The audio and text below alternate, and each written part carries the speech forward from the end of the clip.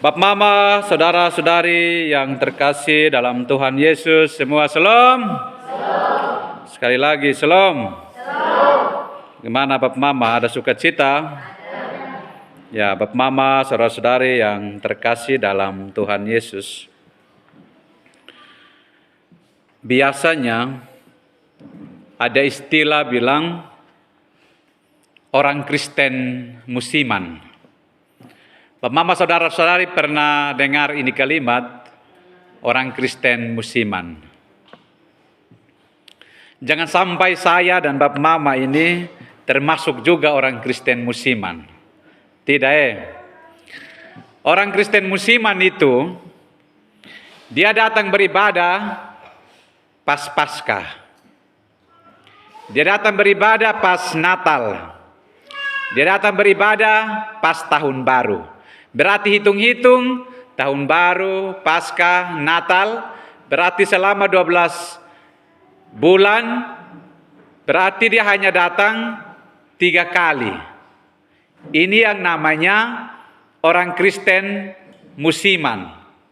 Jadi musim-musim tertentu, ya, musim-musim tertentu baru dia mau datang kepada Tuhan untuk nyatakan syukur, nyatakan penyembahannya kepada Tuhan.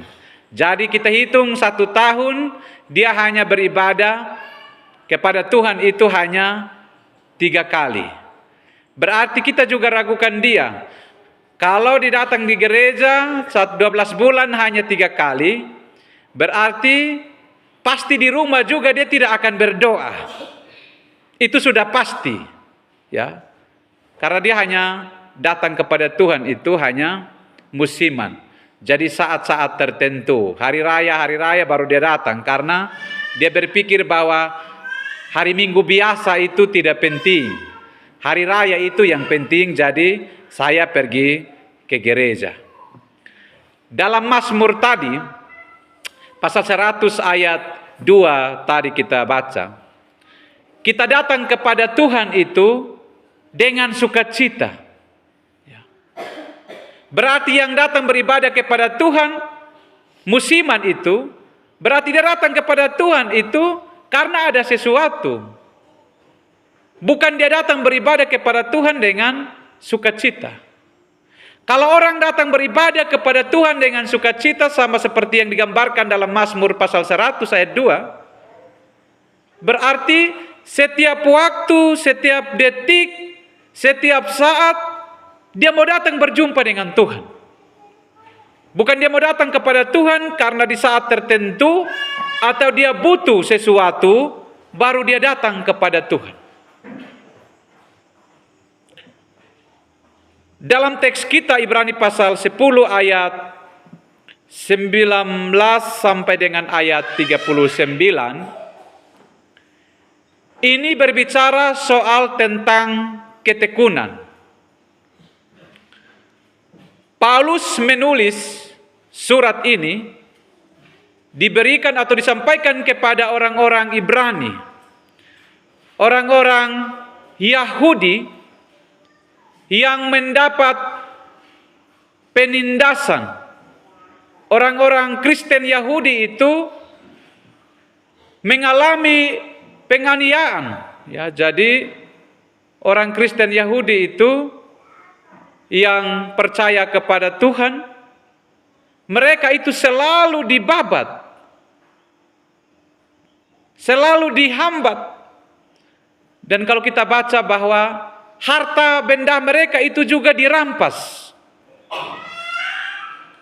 Itu artinya bahwa mereka mendapat perlakuan yang tidak baik.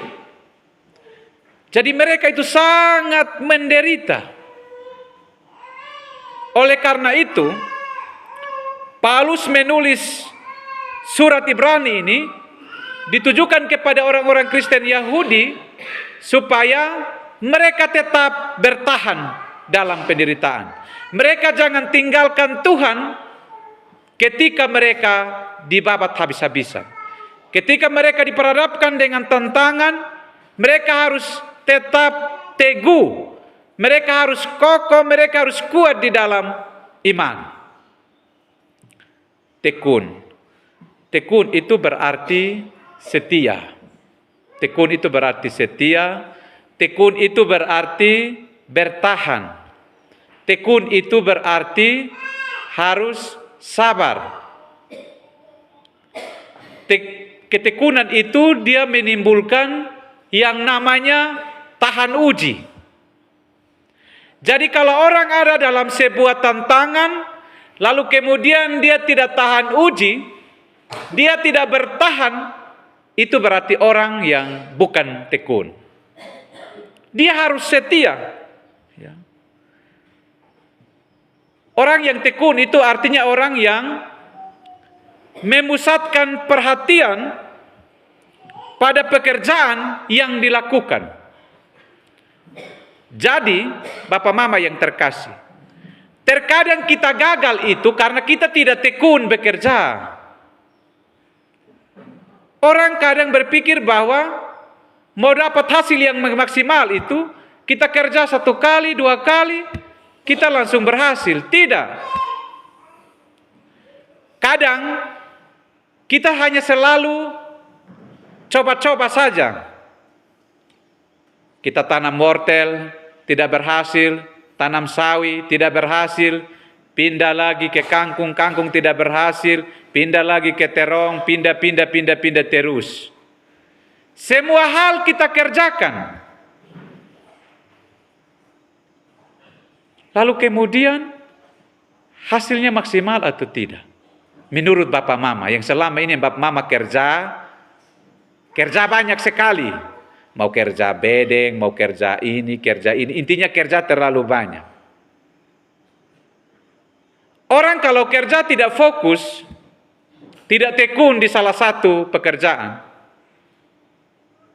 yang menderita adalah dia. Dia akan susah sekali. Karena apa? Kerja terlalu banyak.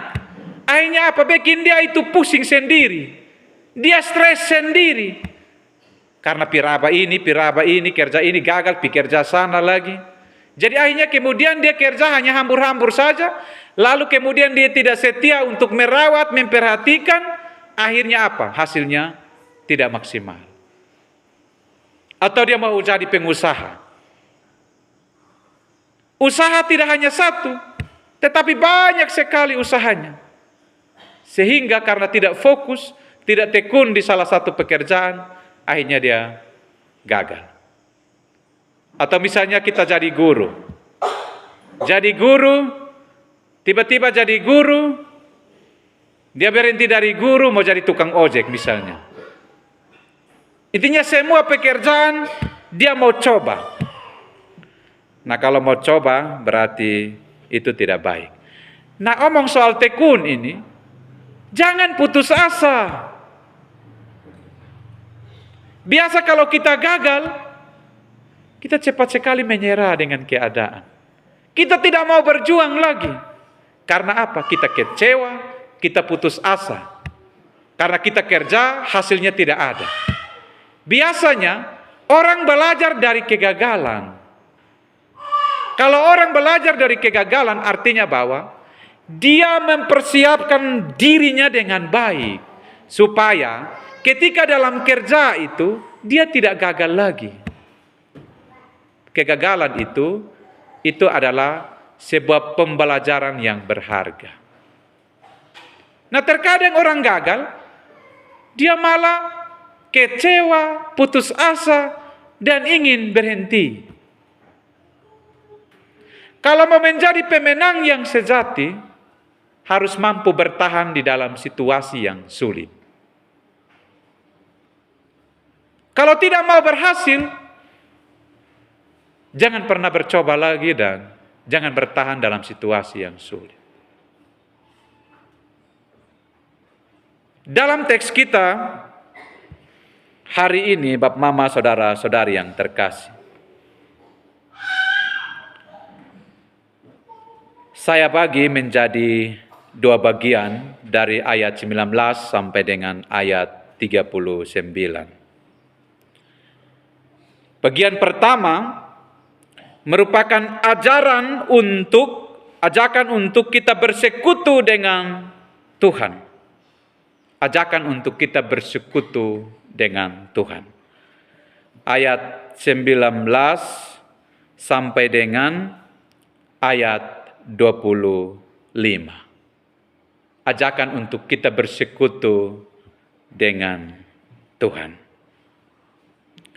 Ajakan ini dibingkai dengan kata, marilah kita. Kalau kita perhatikan bacaan kita dengan teliti, dengan seksama, di ayat 22 sampai dengan ayat 25 itu, yang pertama itu adalah, marilah kita menghadap Allah dengan hati yang tulus ikhlas dan keyakinan iman yang teguh. Ini merupakan sebuah ajakan untuk orang-orang Yahudi Kristen itu, supaya mereka datang kepada Tuhan dengan hati yang tulus ikhlas. Hati yang tulus ikhlas ini adalah orang yang tidak munafik. Dia datang dengan apa adanya. Kalau orang munafik itu adalah yang seperti tadi awal khotbah, orang Kristen musiman. Itu dia munafik. Atau ketika dia sakit baru dia datang kepada Tuhan. Itu orang Kristen yang munafik. Jadi dia mau datang kepada Tuhan karena ada maunya. Karena ada sesuatu baru dia mau datang kepada Tuhan. Itu berarti menggambarkan kehidupan seseorang yang tidak tulus dalam menyembah Tuhan. Kalau orang tulus itu, dia datang berjumpa dengan Tuhan itu setiap waktu, setiap detik, setiap saat. Jadi dia tulus dalam beribadah itu bukan hanya pada saat di gereja saja, tidak. Ibadah di gereja itu tidak cukup karena hanya sekali-sekali saja. Jadi ibadah yang sesungguhnya adalah kita jadikan rumah kita menjadi tempat penyembahan kepada Tuhan. Kita jadikan rumah kita menjadi tempat doa untuk kita bersekutu dengan Tuhan. Jadi orang yang beribadah kepada Tuhan dengan tulus dan ikhlas adalah orang yang mampu bersyukur atas berkat yang Tuhan kasih kepadanya. Yang kedua, di ayat 23. Marilah kita teguh berpegang pada pengakuan tentang pengharapan kita. Berpegang teguh. Jadi kalau sudah mengaku bahwa mau ikut Yesus, mau ikut Tuhan, harus berpegang teguh pada iman kita. Karena kalau kita baca di pasal 11, bacaan kita selanjutnya di ayat 1. Iman itu adalah dasar segala sesuatu. Iman itu merupakan sebuah fondasi. Jadi kalau iman kita kuat, apapun tantangannya, kita akan bertahan dalam situasi yang sulit. Kita tidak akan mudah terpengaruh untuk jatuh di dalam dosa. Karena dasar iman kita itu kuat.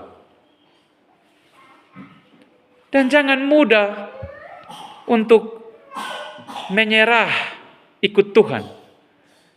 Kadang ketika berdoa minta sesuatu kepada Tuhan, lalu belum ada jawaban dari Tuhan, dia tidak akan sabar lagi. Dia akan mempersalahkan. Dia bilang, Tuhan, apa yang kurang dari saya? Saya ini sangat rajin di Tuhan punya pelayanan.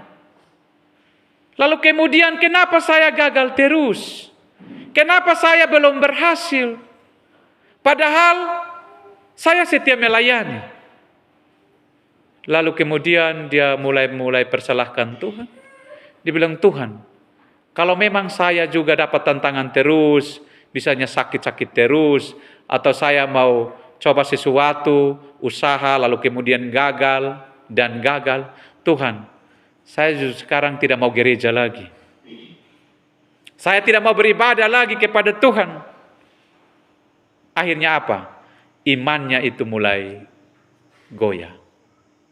Imannya itu mulai lemah. Lalu kemudian dia sudah perlahan-lahan mengundurkan diri dari ibadah-ibadah. Atau tidak suka orang, tidak mau datang ke ibadah. Saya tidak suka ini majelis, atau saya tidak suka ini jemaat. Kalau saya pergi ibadah, saya lihat di pemuka ini saya tidak suka. Atau saya datang beribadah, kira-kira itu orang ada di mana, saya harus duduk, jangan dekat dengan dia. Kita datang kepada Tuhan, itu bukan datang untuk manusia. Tapi kita mau berjumpa dengan Tuhan, bahwa saya harus menyembah Tuhan. Di dalam ketulusan, di dalam iman yang saya percaya kepada Tuhan. Yang ketiga, marilah kita saling memperhatikan. Marilah kita saling memperhatikan, supaya kita saling mendorong dalam kasih dan dalam pekerjaan yang baik. Memperhatikan itu sangat penting. Paulus ingatkan orang-orang Kristen Yahudi supaya di dalam kesusahan itu mereka harus saling memperhatikan satu dengan yang lain. Tidak perlu mereka mengatakan bahwa itu kamu punya derita, itu kesusahanmu, dan kamu tanggung sendiri itu kesusahan. Tidak. Paulus kasih ingat mereka untuk saling memperhatikan satu dengan yang lain. Atau ada orang-orang yang tidak setia dengan Tuhan, tidak setia beribadah. Saling mengingatkan itu sangat penting. Saling menegur, tetapi ingat, hati-hati. Jangan saling mengingatkan dalam amarah. Firman Tuhan bilang kita saling memperhatikan itu harus apa? Di dalam kasih dan pekerjaan yang baik. Kalau tidak ada kasih di dalam kita, kita menipu diri kita sendiri. Karena bisa kita saling memperhatikan, tetapi gaya kita itu yang terkadang salah. Dan ingat bahwa kita saling memperhatikan itu, kita tidak boleh egois. Kita tidak boleh pentingkan kita punya diri sendiri. Bahwa ketika dia susah ya biar dia tanggung sendiri. Tetapi orang-orang yang ada di sekitar lingkungan kehidupan kita, ada yang mengalami hal itu, kita harus saling memperhatikan. Saling mendukung satu dengan yang lain. Yang keempat, ajakan untuk bersekutu adalah di ayat 25. Marilah kita saling menasihati dan semakin giat menjelang hari Tuhan sudah dekat. Jadi kita jangan menjauhkan diri kita dari pertemuan ibadah.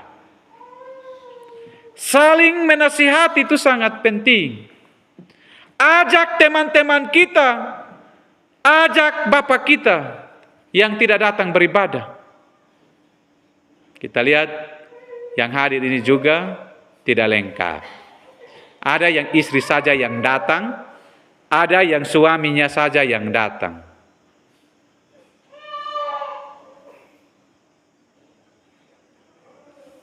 Kita harus tanya, Bapak, kenapa ini hari tidak gereja? Anak-anak dong, kenapa ini hari tidak mau pergi gereja? Pasti dong punya alasan. Tetapi kalau alasan yang tidak masuk akal, tugas kita adalah ajak mereka untuk datang kepada Tuhan. Nah kadang-kadang kita pikir, dong justru pemalas, memang dasarnya pemalas gereja, jadi sudah kita jalan ke Tuhan, nah ibadah, nah kita jalan sendiri-sendiri saja tanpa ajak mereka. Dan kalau ajak mereka 1 kali, 2 kali mereka tidak dengar, jangan putus asa juga untuk terus ajak mereka. Jangan putus asa untuk nasihat mereka. Coba Bapak Mama yang masih keluarga lengkap, coba kamu lihat, kira-kira siapa yang suami tidak datang gereja? Siapa yang pun istri tidak datang gereja? Siapa pun anak yang tidak datang gereja? Ini hari dong tidak datang gereja itu karena apa?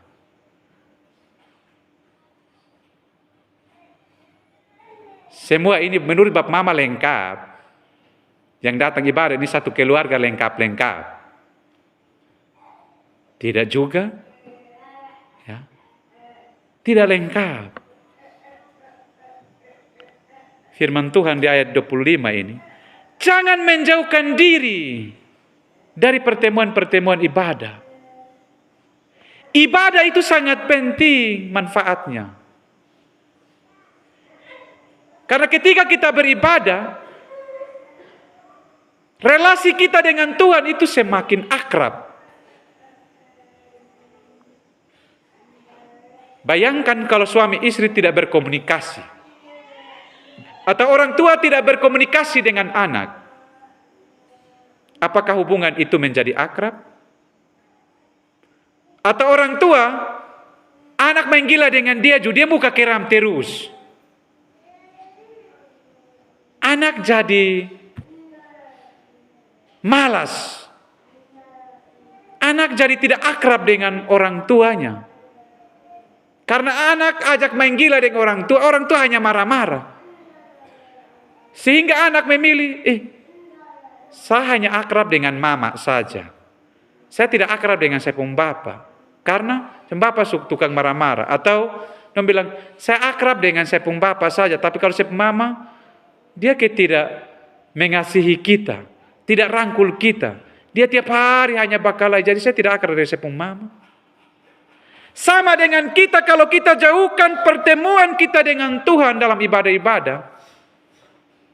Hubungan kita dengan Tuhan menjadi putus. Kita tidak akrab lagi dan kita tidak akan harmonis lagi. Jadi bersekutu dengan Tuhan itu di rumah kita, di ibadah itu sangat penting. Di ibadah-ibadah yang melibatkan banyak orang itu sangat penting. Jangan bilang, saya itu hanya ibadah di rumah saya sendiri. Tidak kemana-mana. Karena memang Tuhan sudah perintahkan begitu. Itu bukan begitu. Ada persekutuan, kita sendiri menyendiri dengan Tuhan, tetapi ada persekutuan yang membutuhkan orang lain. Jadi kita sama-sama bersekutu, memuliakan, supaya kita saling memperhatikan. Kalau yang kuat dapat memperhatikan yang lemah. Bagian kedua dalam bacaan kita. Di ayat 26 sampai dengan ayat 39. Ini merupakan peringatan untuk tidak jatuh di dalam dosa dan meninggalkan iman. Tidak jatuh dalam dosa dan meninggalkan iman. Kita tidak boleh berpaling dari Tuhan. Tidak boleh berpaling. Karena kalau kita baca di ayat 22 dalam bacaan kita, Tuhan sudah membuka jalan baru. Jalan baru bagi kita. Artinya bahwa sekat itu Tuhan sudah buka. Tuhan sudah lepaskan. Sekat itu artinya bahwa dosa kita itu Tuhan sudah buka. Tuhan sudah lepaskan. Sehingga ada jalan baru untuk kita datang bertemu dengan Tuhan. Ketekunan itu akan menguji kita, Bapak Mama. Jangan sampai yang di bagian pertama yang bilang kita datang untuk bersekutu dengan Tuhan, tetapi kita tidak dapat mempertahankannya. Ayat 26 bilang begini, sengaja berbuat dosa itu tidak diampuni oleh Tuhan.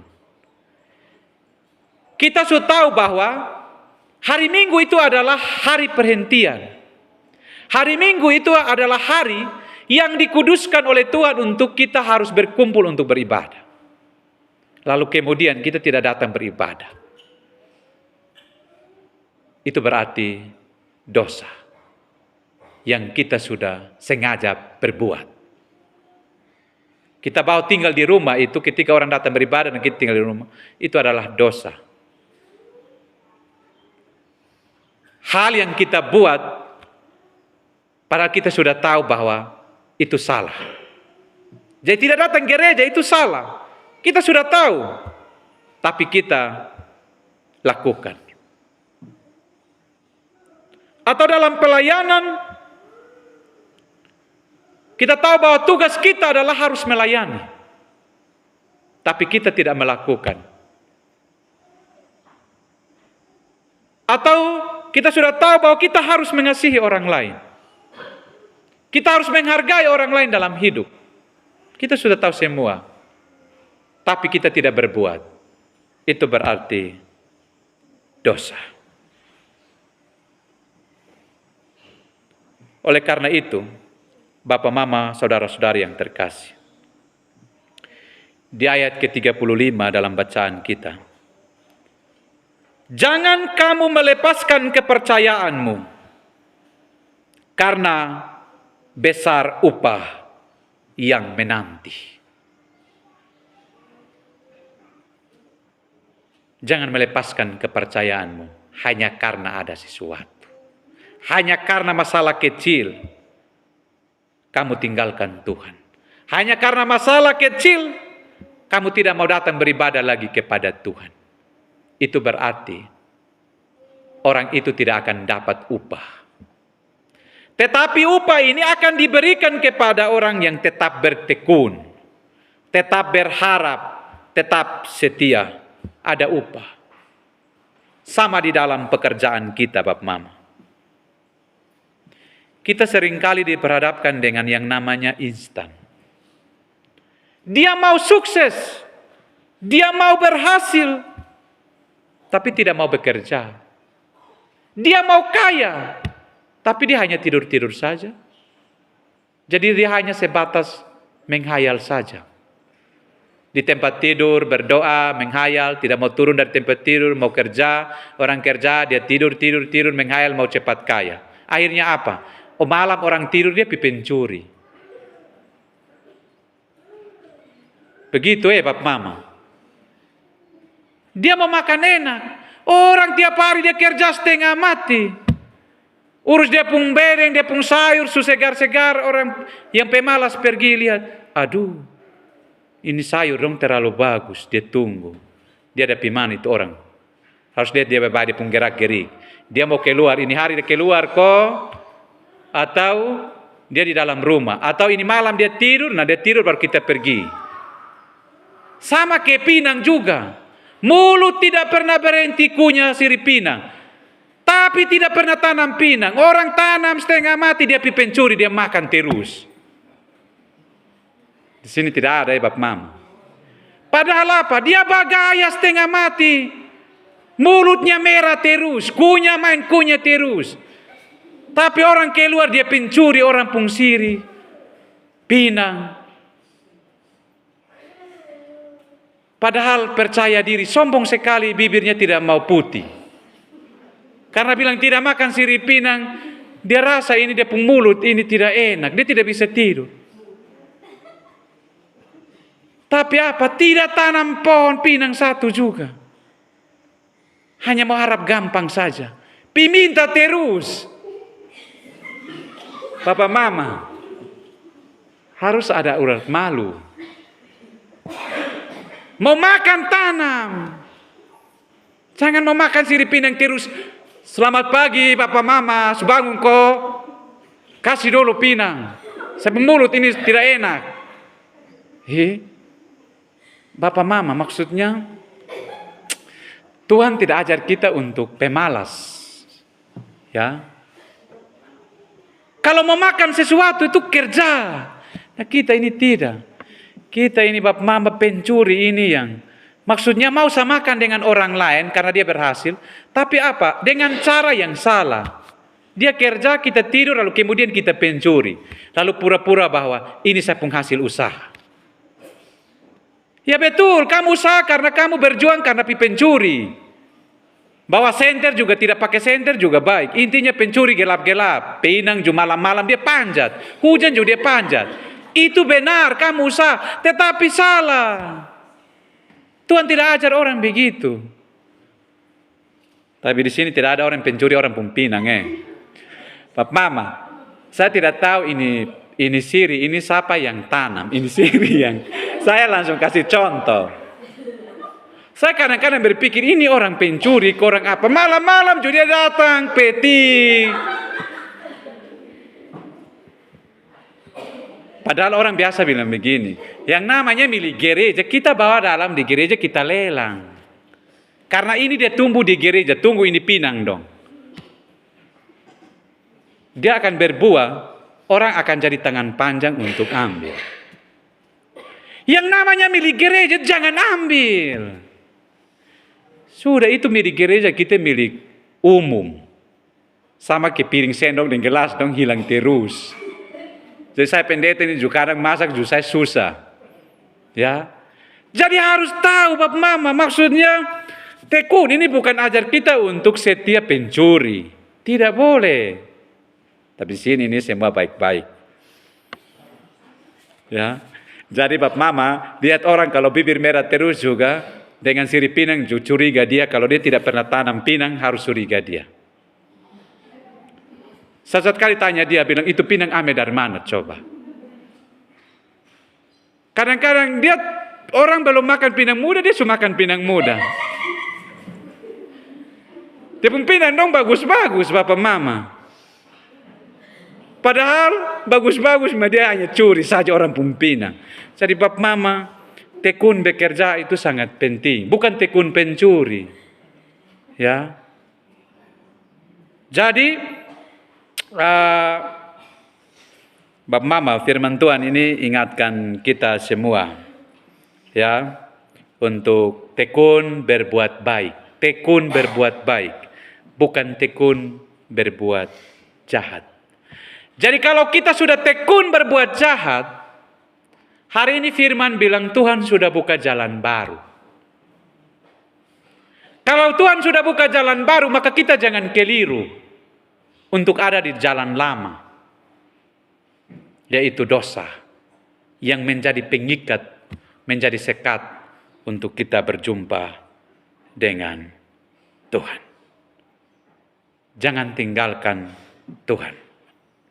Apapun resikonya, Kristus itu menjadi pusat kita di dalam penyembahan. Ketekunan itu Bapak Mama, hasilnya tidak akan sia-sia. Ketekunan itu identik, dia akan membawa berkat